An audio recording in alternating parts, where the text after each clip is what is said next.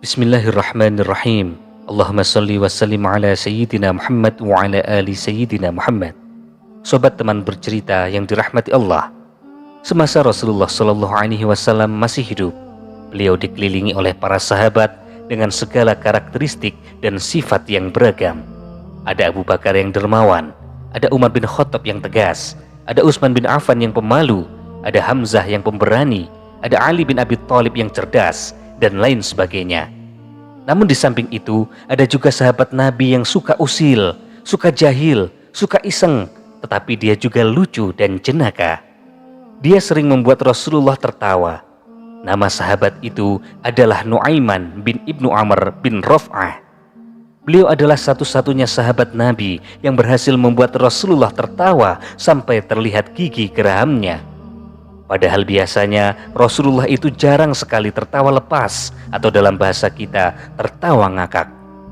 Rasulullah lebih sering memberikan senyum kepada orang-orang di sekitarnya. Karena seringnya Nuaiman membuat hati Rasulullah senang, membuat tertawa Nabi, sampai suatu ketika Rasulullah bersabda bahwa Nuaiman akan masuk surga dengan tertawa. Diriwayatkan oleh Imam Ahmad bin Hambal di dalam musnadnya, Nuaiman adalah salah satu sahabat Rasulullah. Meskipun dia merupakan sahabat Nabi yang bisa setiap hari bertemu Nabi, yang setiap hari mendengarkan nasihat Nabi, tapi ternyata Nuaiman masih memiliki hobi jahiliyah yang sudah dilarang, yang sudah diharamkan oleh Islam. Hobi Nuaiman adalah minum khomer, alias minum minuman keras, alias mabuk-mabukan. Jadi adanya orang yang mabuk, orang yang suka minum minuman keras, itu tidak hanya terjadi di zaman sekarang saja. Bahkan di kehidupan sehari-hari Rasulullah masih ada sahabatnya, orang-orang terdekatnya yang hobinya mabuk-mabukan. Lalu apakah Rasulullah diam saja dengan kelakuan Nuaiman yang hobi mabuk itu? Tentu saja Rasulullah tidak tinggal diam. Berkali-kali Nuaiman dihukum. Pada suatu ketika Nuaiman sedang mabuk, para sahabat menghadapkannya, membawanya kepada Rasulullah. Kemudian Rasulullah memukulnya dengan sandal. Para sahabat pun kemudian disuruh Rasulullah untuk memukulnya dengan sandal, kemudian ditaburi dengan debu. Beberapa sahabat sangat jengkel pada Nuaiman karena setelah dihukum, kemudian bertaubat, Nuaiman lagi-lagi mengulangi hobinya, mabuk-mabukan. Setelah bertaubat, Nuaiman akan mengulanginya lagi dan lagi-lagi mengulanginya lagi. Maka sahabat menjadi jengkel, bahkan ada yang marah dan menganggap Nuaiman sudah melecehkan hukum Allah. Pada suatu ketika setelah menghukum Nuaiman, seorang sahabat yang sangat marah, ia melaknat dan melakukan sumpah serapah. "Semoga Allah melaknatmu, wahai Nuaiman," kata sahabat itu. Rasulullah Shallallahu Alaihi Wasallam yang mendengar hal itu, beliau segera menegur sahabat yang marah itu. Rasulullah bersabda, jangan begitu. Walaupun Nuaiman itu seorang pemabuk, tapi dia itu mencintai Allah dan Rasulnya," kata Rasulullah. Ternyata kebengalan, kenakalan, kejahilan dari Nuaiman tidak membuat Rasulullah membencinya. Rasulullah justru merasa terhibur jika bersama si kocak yang satu ini. Rasulullah pun sampai bersabda, "Aku belum pernah dibuat gembira oleh orang seperti Nuaiman membuatku gembira." Di dalam Syarah Bukhari di kitab Fathul Bari karangan Ibnu Hajar Al-Asqalani tertulis di dalamnya, tidak termasuk syarat mencintai Allah dan Rasulullah harus terbebas dari semua dosa. Untuk mencintai Allah dan Rasulnya tidak harus selalu suci lahir dan batin. Seorang pendosa pun berhak untuk mencintai Allah dan Rasulullah. Buktinya Nuaiman, dia pemabuk, jahil, usil, sering membuat repot orang.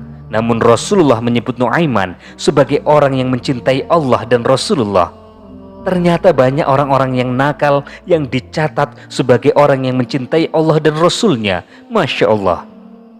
Dalam sebuah riwayat disebutkan, jangan melaknat Nuaiman, karena Nuaiman dicintai Allah dan dicintai oleh Rasulullah. Sobat teman bercerita yang dirahmati Allah, Ibnu Majah menceritakan bahwa suatu ketika Nuaiman diajak oleh Sayyidina Abu Bakar untuk pergi ke negeri Syam. Negeri Syam itu saat ini meliputi wilayah Suriah, Lebanon, Yordania, Palestina, dan sekitarnya. Umumnya orang-orang Quraisy pada masa itu, mereka melakukan perjalanan untuk berdagang. Mereka membawa dagangan dari Mekah untuk dijual ke Syam. Dan sebaliknya, mereka membeli dagangan dari Syam kemudian dijual lagi di kota Mekah. Ketika itu Abu Bakar mendatangi Rasulullah untuk meminta izin. "Ya Rasulullah, saya mau minta izin. Saya mau mengajak 2 orang sahabat kita untuk berdagang." Kemudian Rasulullah bertanya, "Siapa yang mau diajak Abu Bakar?" Abu Bakar kemudian menjawab, "Nuaiman ya Rasulullah," katanya sambil tersenyum. "Loh, buat apa ngajak Nuaiman?" tanya Rasulullah. "Buat seru-seruan aja ya Rasulullah. Satunya lagi Suwaibid bin Harmalah ya Rasulullah." "Ini benar mau ngajak Nuaiman?" tanya Rasulullah lagi. "Iya ya Rasulullah," kata Abu Bakar sambil tersenyum. "Baiklah, saya beri izin untuk berangkat kalian." Saudara-saudaraku, sebetulnya wajar sekali jika Rasulullah memastikan apakah sungguh-sungguh Abu Bakar akan mengajak Nuaiman, apalagi untuk kepentingan bisnis, kepentingan dagang. Soalnya Nuaiman itu orangnya nyeleneh, suka iseng, dia sangat jahil. Sudah berapa orang sahabat pernah menjadi korban kejahilannya. Bahkan Rasulullah sendiri pernah menjadi korban keisengan dari Nuaiman. Pernah suatu ketika Nuaiman sedang mabuk berat. Setelah sadar dari mabuknya, Nuaiman merasa perutnya sangat lapar. Tanpa pikir panjang, Nuaiman memesan banyak sekali makanan. Kemudian Nuaiman membawa makanan itu kepada Rasulullah yang saat itu sedang berkumpul dengan para sahabat. Nuaiman membagikan semua makanan itu kepada semua sahabat. Kemudian Nuaiman berkata, "Hari ini kita ada rezeki, mari kita makan bersama-sama." Dengan sangat semangat semua sahabat beserta Rasulullah makan. Setelah makanan itu habis, Rasulullah dan para sahabat mau kembali ke masjid. Akan tetapi Nuaiman mencegahnya. "Mau kemana ya Rasulullah?" "Mau ke masjid ya Nuaiman." "Masa habis makan tidak bayar?" kata Nuaiman. Mendengar itu Rasulullah terlihat agak kaget. Namun kemudian beliau menyadari situasi. Rasulullah pun tersenyum, kemudian balik bertanya, "Yang pesan makanan kan kamu Nuaiman?" "Betul ya Rasulullah," jawab Nuaiman. "Yang pesan makanan memang saya. Tapi di mana-mana raja itu mengayomi rakyatnya, penguasa melayani warganya, bos mentraktir karyawannya, Rasul mentraktir umatnya. Masa saya yang harus membayari Rasul dan para sahabatnya?" Mendengar itu Rasulullah tertawa. Lantas beliau mengeluarkan sejumlah uang dan menyuruh para sahabat untuk iuran alias urunan untuk membayar makanan yang sudah dipesan oleh Nuaiman. Ini hanya salah satu contoh kecil dari keisengan yang dilakukan oleh Nuaiman. Singkat cerita, berangkatlah Abu Bakar dan rombongannya ke Syam. Semua orang sudah tahu tugasnya masing-masing, kecuali Suwaibid dan Nuaiman. Sesampainya di Syam, kemudian Abu Bakar bertanya kepada Suwaibid, "Wahai Suwaibid, kamu pengennya kerja apa?" "Terserah antum saja ya Abu Bakar, saya ikut saja," kata Suwaibid. Abu Bakar tahu Suwaibid ini orangnya jujur dan penurut. Kalau disuruh maju, maka dia akan maju. Kalau disuruh ke kanan, dia akan ke kanan. Kalau diberi amanat, dia akan jujur. Berbeda terbalik dengan Nuaiman. Kalau Nuaiman disuruh mundur, dia malah maju. Kalau disuruh maju, dia malah mundur. Nyalakan sen ke kiri, ternyata beloknya ke kanan. Nuaiman itu memang beda orangnya. "Baiklah Suwaibid, kalau begitu kamu saya beri kerjaan untuk menjaga makanan. Saya tahu kamu orangnya tegas. Kamu amanah dalam menjaga kepercayaan," kata Abu Bakar. Semua orang sudah mendapatkan pekerjaannya, kecuali Nuaiman. Kemudian Nuaiman bertanya kepada Abu Bakar, "Wahai Abu Bakar, apa pekerjaan yang harus saya lakukan?" Kemudian Abu Bakar menjawab, "Kalau kamu Nuaiman, lakukan saja apa yang kamu suka, terserah kamu. Yang penting kamu ikut saya ke Syam." Maka hari itu semua orang sibuk dengan pekerjaannya. Abu Bakar terlihat sibuk bertransaksi barang. Semua orang sibuk dengan aktivitasnya. Tibalah waktu siang. Nuaiman tiba-tiba saja merasa lapar. Tapi dia tidak punya uang. Kemudian dia menuju ke tempat rombongan. Dicari-carinya makanan tapi tidak menemukan. Akhirnya Nuaiman bertemu dengan Suwaibid yang sedang menjaga makanan. "Wahai Suwaibid, beri saya makanan. Saya sudah sangat lapar." Tapi Suwaibid menolak memberikannya. Dengan berbagai cara, Nuaiman membujuk dan merayu Suhaibit. Ia mencoba menaklukkan hatinya supaya kasihan dan memberinya makanan. Suhaibit yang memang sangat menjaga amanah tetap menolaknya. "Ya Allah Nuaiman, kita tunggu dulu Abu Bakar ya. Ini bukan roti saya. Saya di sini cuma menjaga saja. Saya tidak bisa memberikannya kepada siapapun, termasuk kepada kamu. Nanti kalau ada Abu Bakar, kita bisa makan bersama-sama dengan yang lainnya ya," kata Suhaibit. Kemudian Nuaiman menjawab, "Beri saya makanan sekarang Suhaibit, atau saya bikin masalah sama kamu." Merahlah wajah Suhaibit, karena dia tahu Rasulullah saja dikerjain sama Nuaiman, apalagi cuman saya, pikir Suhaibit. Bingunglah dia. Dia berpikir keras, bagaimana caranya lolos dari jebakan Nuaiman. "Kamu gak usah bingung Suhaibit, sekarang saya perlunya cuman makan. Beri saya sedikit saja makanan, atau kamu bakal bermasalah sama saya." Akhirnya Suhaibit hanya bisa pasrah. Ia mengucapkan kata-kata pamungkasnya, "Nuaiman, saya tetap pada pendirian saya. Saya akan jaga makanan yang oleh Abu Bakar dipercayakan untuk saya jaga." "Ya sudah kalau begitu maumu," kata Nuaiman. "Kalau begitu kamu akan bermasalah sama saya." Setelah itu Nuaiman berjalan ke pasar. Mungkin dia berharap akan mendapatkan pengganjal perut secara gratis. Namun yang dia cari tidak juga ketemu. Tiba-tiba matanya menatap sekumpulan orang yang ternyata mereka adalah para penjual budak. Nuaiman menemukan sebuah ide gila. Nuaiman melangkah mantap ke perkumpulan orang itu. Kemudian Nuaiman mencari tahu berapa kira-kira harga budak yang ada di situ. Ternyata umumnya harganya di kisaran 100-300 dirham. Nuaiman kemudian mendekat kepada penjual budak. "Pak, saya punya budak yang mau saya jual murah. Kamu mau beli apa tidak?" tanya Nuaiman. "Emangnya berapa harga budakmu?" tanya penjual itu. "Aku menjualnya untukmu 20 dirham saja," kata Nuaiman. Penjual budak itu kaget. "Loh, kok murah sekali? Itu budak apa? Jangan-jangan dia budak yang sudah tua dan sakit-sakitan," kata penjual itu. "Tentu saja tidak dong. Dia masih muda seperti saya, tapi dia punya sedikit masalah," kata Nuaiman. "Makanya aku berniat menjualnya dengan harga murah." "Emang apa masalahnya?" kata penjual itu mulai antusias. "Dia itu gak mau mengakui kalau dia itu budak. Dia selalu mengaku kalau dia itu manusia yang merdeka. Itu saja cacatnya. Selebihnya dia masih sangat kuat. Dia sangat amanah dalam bekerja," kata Nuaiman. Mendengar itu, semua pedagang budak tiba-tiba saja sudah berkumpul dan ingin membeli budak yang dijual oleh Nuaiman. Kemudian Nuaiman membawa pedagang itu ke suatu tempat. "Pak, coba lihat orang yang sedang berdiri itu," kata Nuaiman. "Itu loh, orang yang berdiri di depan kotak roti. Dia itu budak punyaku. Sekarang bayar dulu uangnya dan kalian boleh membawanya pergi," kata Nuaiman. Maka si pedagang itu segera membayar 20 dirham kepada Nuaiman. Mereka bergegas menuju ke orang yang disebut Nuaiman sebagai budaknya dan segera membawanya pergi. Dan tahukah Anda siapa orang yang dijual oleh Nuaiman?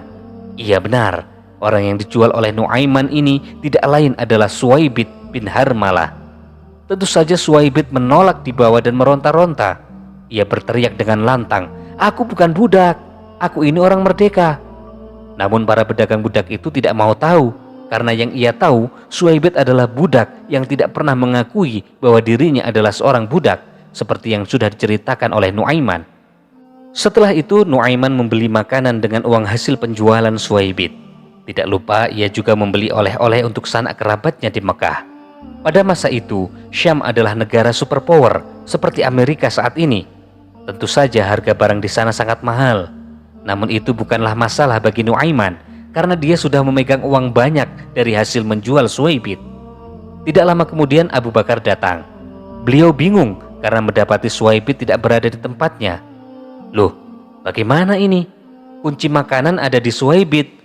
Sekarang sudah waktunya makan. Semua orang sudah lapar, tapi Suhaibit tidak ada." Nuaiman kemudian menjawab, "Suhaibit sudah saya jual ya Abu Bakar." "Loh, bagaimana ceritanya kamu menjual temanmu sendiri?" Kemudian Nuaiman menceritakan dengan jujur semua yang terjadi. Nuaiman ini sebenarnya orangnya jujur, apa adanya. Tapi ya begitu, ia sering sekali menyusahkan orang lain. Setelah Abu Bakar mendengarkan cerita dari Nuaiman, Abu Bakar minta diantarkan ke tempat penjualan budak. Dibelinya Suwaibit yang sementara waktu menjadi budak dengan menggunakan uang Abu Bakar. Dan sekarang Suwaibit menjadi manusia merdeka lagi. Singkat cerita, mereka kembali ke Mekah. Diceritakanlah kisah dijualnya Suwaibit oleh Nuaiman kepada Rasulullah SAW. Perawi mengisahkan bahwa setelah mendengar kisah itu, Rasulullah SAW tertawa terbahak-bahak hingga para sahabat dapat melihat gigi geraham beliau. Perawi lain mengatakan, sampai setahun setelah kejadian itu terjadi, Rasulullah masih sering menceritakan kisah penjualan Suwaibit ketika ada tamu yang datang kepada beliau. Jadi sahabat teman bercerita yang dirahmati Allah, jangan dibayangkan bahwa semua sahabat Nabi adalah orang yang pendiam, orang yang khusyuk, orang yang selalu lurus dalam bersyariat. Ada juga sahabat Nabi yang konyol dan kocak seperti Nuaiman radhiyallahu anhu. Pernah juga suatu ketika Rasulullah didatangi oleh para petinggi dari beberapa kerajaan tetangga. Mereka ingin tahu apa itu agama Islam. Mereka datang dengan kendaraan yang sangat istimewa, yaitu unta dan kuda yang kualitasnya sangat bagus. Namanya saja kendaraan istana, pastilah hewan-hewan pilihan. Diikatlah hewan tunggangan itu di depan rumah Rasulullah, kemudian para tamu itu dipersilakan untuk masuk. Di depan rumah Rasulullah dijaga dengan ketat oleh beberapa sahabat pilihan yang pemberani. Mereka adalah Sayyidina Umar, Sayyidina Hamzah, Sayyidina Ali, dan Sayyidina Sa'ad bin Abi Waqqas. Siapa yang tidak mengenal mereka? Mereka adalah para petarung tangguh di medan perang. Mereka adalah para sahabat yang terkenal kuat, tangguh, cerdas, dan penuh dengan strategi. Tiba-tiba datanglah Nuaiman. Seperti kita tahu, jika Nuaiman datang, pastilah ada kejadian aneh yang akan terjadi. Akan ada cerita lucu yang bakal terjadi. Diriwayatkan bahwa ketika Rasulullah sedang bersedih, kemudian Nuaiman datang, maka Rasulullah akan tersenyum. Maka para sahabat itu senang jika Nuaiman datang, karena pasti Rasulullah bahagia. Maka bergabunglah Nuaiman dengan para sahabat itu. Kemudian seperti biasanya, jika ada Nuaiman datang, mereka pasti akan bercanda. Nuaiman, unta ini besar sekali ya. Pasti dagingnya banyak kalau disembelih, kata Sayyidina Hamzah. Iya juga ya, kata Nuaiman. Kenapa tidak disembelih saja, biar kita bisa makan enak bersama-sama. Ini punya tamu Rasulullah, Nuaiman. Emangnya kamu berani menyembelihnya? Kata Sayyidina Hamzah lagi. Ya berani saja, asalkan jangan bilang pada Rasulullah ya kalau saya yang menyembelihnya, kata Nuaiman. Benar kamu berani, Nuaiman? Benar dong. Para sahabat itu kemudian tertawa bersama-sama. Mereka kemudian melanjutkan obrolan ke hal yang lain dan melupakan obrolan tentang unta. Karena obrolan unta itu murni hanya sebagai candaan. Di tengah asik-asiknya mereka mengobrol, tiba-tiba saja terdengar suara bergedebuk seperti ada benda besar yang terjatuh. Para sahabat itu segera menoleh ke sumber suara. Ternyata sumber suara itu adalah seekor unta besar milik para tamu Rasulullah terjatuh dengan kondisi kepala terpisah dari badannya.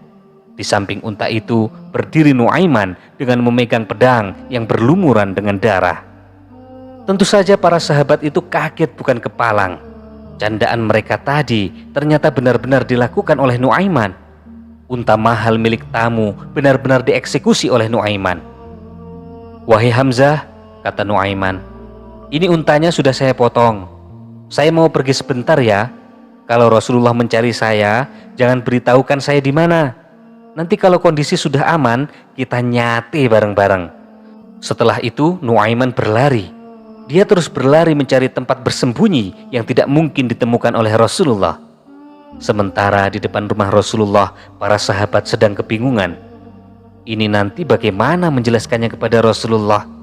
Di situ sudah dijaga oleh para jagoan, tapi kecolongan oleh seorang Nuaiman. Dan benar saja, setelah itu Rasulullah keluar bersama para tamu yang mau pulang. Melihat untanya sudah terpenggal, berteriaklah para tamu itu, "Untaku, untaku, apa yang terjadi dengan untaku?" Baru mau kenal Islam, kendaraannya sudah tewas. Rasulullah kemudian memandangi satu persatu sahabat di depan rumahnya. Ada Sayyidina Hamzah, ada Sayyidina Umar, ada Sayyidina Ali. Mereka tidak bisa berkata apa-apa. Mereka hanya berkata, "Nuaiman ya Rasulullah." Rasulullah kemudian memerintahkan kepada Sayyidina Umar, "Wahai Umar, ambilkan uang untuk mengganti unta itu. Ganti dengan harga 2 kali lipat, supaya nama Islam tidak terdengar jelek di luar. Setelah itu kita cari Nuaiman." Sementara itu, Nuaiman terus berlari hingga sampai ke perbatasan kota Madinah. Di sana ia bertemu dengan seorang sahabat yang bernama Miqdad bin Aswad. Ia sedang menggali sumur. Kemudian Nuaiman berkata kepada Miqdad, "Wahai Miqdad, saya sedang dikejar oleh orang. Maukah kamu menolongku?" Kemudian Miqdad menjawab, "Siapa yang mengejarmu, wahai Nuaiman?" "Orang-orang jahat, wahai Miqdad. Bolehkah aku bersembunyi di sumurmu itu?" Tanpa berpikir panjang, karena menganggap Nuaiman adalah sahabat Rasulullah, Miqdad mengiyakan. "Boleh, wahai Nuaiman, bersembunyilah." Kemudian Nuaiman masuk ke dalam sumur. Belum lama kemudian kepalanya muncul. "Wahai Miqdad, apakah kamu berjanji untuk tidak memberitahu kepada mereka bahwa aku bersembunyi di sini?" "Iya, aku janji Nuaiman." "Meskipun itu Rasulullah yang bertanya," kata Nuaiman. Lokasi sumur itu jauh dari rumah Rasulullah. Maka Miqdad berpikir, Rasulullah tidak mungkin akan pergi ke tempat sejauh ini. "Iya, aku tidak akan memberitahu siapapun meskipun Rasulullah yang bertanya." Maka masuklah Nuaiman dan bersembunyi di dalam sumur. Sumur kemudian ditutup. Beberapa saat kemudian tiba-tiba ada sebuah rombongan yang melintas. Dan ternyata itu adalah rombongan Rasulullah. Kemudian Rasulullah bertanya, "Wahai Miqdad, saya sedang mencari Nuaiman. Apakah kamu tahu di mana Nuaiman?" Miqdad sangat bingung. Dia sudah berjanji kepada Nuaiman untuk tidak memberitahu keberadaannya siapapun yang bertanya. Tapi ia juga tidak mungkin berbohong kepada Rasulullah. Kemudian Miqdad berpikir dengan sangat keras. Kemudian Miqdad menjawab, "Ya Rasulullah, mata saya tidak melihat Nuaiman ya Rasulullah," kata Miqdad. Tetapi pada saat Miqdad berkata-kata itu, tangan Miqdad menunjuk ke arah sumur. Itulah kecerdasan sahabat Nabi. Ia tidak berbohong karena ia benar sedang tidak melihat Nuaiman pada detik itu. Tapi ia juga tidak menipu Nabi dengan mengatakan tidak tahu di mana Nuaiman berada. Setelah itu, Nabi membuka penutup sumur. Dan kemudian keluarlah Nuaiman. "Nuaiman," kata Rasulullah, "kamu sudah bikin saya malu, Nuaiman. Masa unta punya tamu kamu sembelih?" kata Rasulullah. Kemudian Nuaiman menjawab, "Ya Rasulullah, yang bersalah bukan saya. Yang bersalah adalah orang yang mencari saya bersamamu itu ya Rasulullah," kata Nuaiman. "Siapa yang bersalah, wahai Nuaiman?" kata Rasulullah sambil memandangi para sahabat di sampingnya. Ternyata ketika Rasulullah menoleh kepada para sahabat, Nuaiman kembali berlari. Rasulullah dan para sahabat hanya bisa geleng-geleng kepala. Masya Allah, begitulah Nuaiman. Di balik keusilan dan kejahilannya, ia selalu sukses membuat Rasulullah tersenyum, bahkan tertawa. Pernah suatu ketika, Nuaiman duduk di depan Masjid Nabawi. Seringkali Nuaiman diam-diam merindukan Rasulullah yang sering dia buat tertawa. Tiba-tiba datanglah orang buta. Orang itu mondar-mandir di depan masjid, di depan Nuaiman, seperti kebingungan. Kemudian Nuaiman memanggilnya. "Wahai orang buta, ngapain kamu dari tadi mondar-mandir di sini?" tanya Nuaiman. "Saya lagi cari tempat untuk kencing. Biasanya saya sama anak saya, tapi sekarang anak saya sedang tidak ikut," kata orang buta itu. "Oh alah, bilang dari tadi kalau mau begitu. Sini saya antarkan," kata Nuaiman menggandeng tangan orang itu. Tiba-tiba saja muncul keisengan dalam otak Nuaiman. Bukannya dibawa ke tempat kencing, ternyata orang itu dibawa masuk oleh Nuaiman ke dalam masjid. Kemudian dibawanya ke dekat mihrab, tempat imam sholat. Setelah itu Nuaiman berkata, "Kalau kamu mau kencing, ya di sini tempatnya. Terserah kamu mau apa sekarang. Saya tinggal dulu ya," kata Nuaiman. Apa di sini tidak ada orang yang melihatku kencing?" kata orang buta itu. "Santai, tidak ada orang yang melihatmu," kata Nuaiman. Setelah itu, orang buta tadi menurunkan celananya. Kemudian dia jongkok dan kencing di dekat mihrab. Melihat orang itu kencing, Para sahabat dan tabi'in yang sedang asik berzikir segera menyelesaikan zikirnya. Sahabat dan tabi'in yang sedang sholat menjadi tidak khusyuk dan mempercepat menyelesaikan sholatnya. Mereka segera melompat menghampiri orang itu. Setelah berada pada jarak yang dekat, para sahabat dan tabi'in segera sadar bahwa orang itu adalah orang yang buta. "Hei, kenapa kamu berani kencing di dalam masjid?" kata para sahabat dan tabi'in. "Loh, apa ini masjid?" "Iya, ini masjid." "Maaf, saya tidak tahu. Saya ini orang buta. Saya tadi mencari tempat kencing. Kemudian ada orang yang bahasanya sopan, tutur katanya baik. Dia menawarkan saya untuk membawanya ke tempat kencing. Saya tidak tahu jika ternyata saya dibawa ke dalam masjid." "Walah, ini pasti ulah Nuaiman," kata para sahabat dan tabi'in yang ada di situ.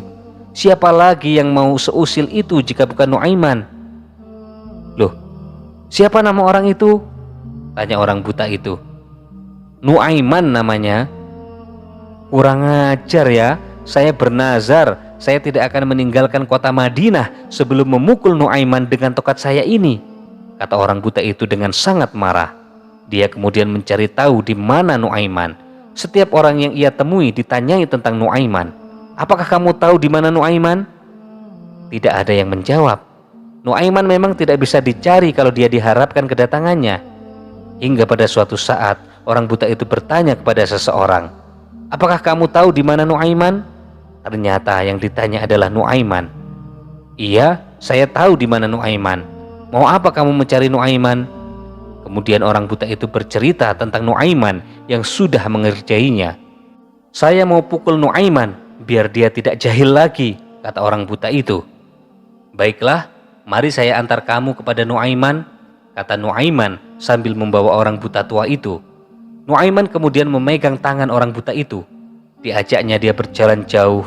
Kemudian ternyata semakin lama jaraknya, dituntunnya orang itu kembali ke masjid.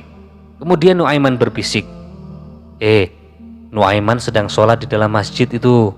Setelah menipumu, sepertinya dia sekarang berpura-pura baik, berpura-pura bertaubat. Kamu akan aku bawa dekat kepadanya ya. Setelah dekat, akan aku beri aba-aba kamu untuk memukulnya. Pukul yang keras, biar dia sadar." Orang buta itu mengangguk dengan mantap. Nuaiman kemudian menuntunnya ke dalam masjid, mendekati seseorang yang sedang sholat di dekat mihrab. Setelah tepat di belakang orang yang sedang sholat, Nuaiman memberikan aba-aba kepada si buta untuk memukulnya. Setelah itu, Nuaiman keluar masjid dan berlari mencari tempat persembunyian. Dan benar saja, orang buta itu mengayunkan tongkatnya dengan sangat kuat. Ia memukulnya ke arah depan. Terdengar suara pukulan yang sangat kencang. Ceplak! Seketika orang-orang yang sedang di dalam masjid berteriak, "Khalifah diserang musuh! Khalifah Utsman diserang musuh!" Orang-orang kemudian mengepung si buta yang tampak kebingungan. Dia kemudian sadar setelah diberitahu bahwa yang dipukulnya adalah Khalifah Utsman bin Affan. 2 kali orang buta itu dikerjai oleh Nuaiman. Setelah itu, orang buta itu berjanji, "Mulai saat ini, aku tidak akan percaya lagi kepada manusia," katanya. Sobat teman bercerita yang dirahmati Allah, beberapa kisah tentang Nuaiman yang begitu jahil tentu tidak begitu saja bisa diterima oleh semua orang. Beberapa ada yang menganggap bahwa sikapnya sudah keterlaluan karena mengerjai para sahabat, terlebih sahabat Nabi SAW. Bahkan Nabi sendiri dikerjai olehnya. Bahkan beberapa sahabat juga ada yang merasa seperti itu. Dikisahkan bahwa Nuaiman merupakan seorang pengangguran yang memiliki kebiasaan buruk, yaitu mabuk-mabukan. Tentu saja perilaku tidak baik Nuaiman diketahui oleh Rasulullah. Dalam beberapa sumber dikatakan bahwa Rasulullah memberi hukuman atas perbuatan Nuaiman dengan 40-60 kali cambukan. Mendapati hal itu, sahabat pernah melaknat Nuaiman atas perbuatan mabuknya di saat bertemu Rasulullah. Tetapi Nabi membela Nuaiman dengan bersabda, "Janganlah kalian gemar menghujat Nuaiman, karena sesungguhnya dia cinta pada Allah dan Rasulnya." Dari kisah ini, beberapa pelajaran bisa kita ambil. Yang pertama, berusaha memaklumi orang lain yang memiliki beragam sifat dan karakter. Dari kisah di atas, sikap yang diberikan oleh Rasulullah dan sebagian besar sahabat dalam menghadapi Nuaiman dapat diambil pelajarannya. Rasulullah mencoba untuk memaklumi sifat Nuaiman yang memang jenaka dan sangat jahil. Hal itu dapat dimaklumi asal tidak melanggar ajaran agama Islam. Pada prakteknya dalam kehidupan sekarang, sikap ini sangat bagus untuk diterapkan, menghormati dan mencoba memaklumi begitu banyak orang dengan masing-masing karakter akan membuat kehidupan lebih harmonis. Yang kedua, tidak menghakimi seseorang. Kisah Nuaiman, sahabat Nabi, juga mengajarkan bahwa sesungguhnya manusia benar-benar tidak mengetahui isi hati manusia lain. Oleh sebab itu, hindari menghakimi seseorang hanya karena melihat perbuatannya sepintas saja. Pada dasarnya, hanya orang itu sendiri dan Tuhan yang mengetahui isi hatinya. Layaknya Nuaiman, ia terlihat sering mabuk dan melakukan tingkah jenaka, bahkan usil kepada Rasulullah. Nyatanya, Rasulullah melarang para sahabat untuk mencelanya karena Nuaiman mencintai Allah dan Rasulnya. Bahkan ada riwayat yang menyebutkan bahwa Nuaiman akan masuk surga dengan tertawa. Sebisa mungkin, jangan mudah berprasangka buruk terhadap orang lain, terhadap apapun. Demikianlah kisah yang kita angkat kali ini. Semoga bermanfaat bagi kita, bisa kita ambil hikmahnya. Wallahu a'lam bishawab.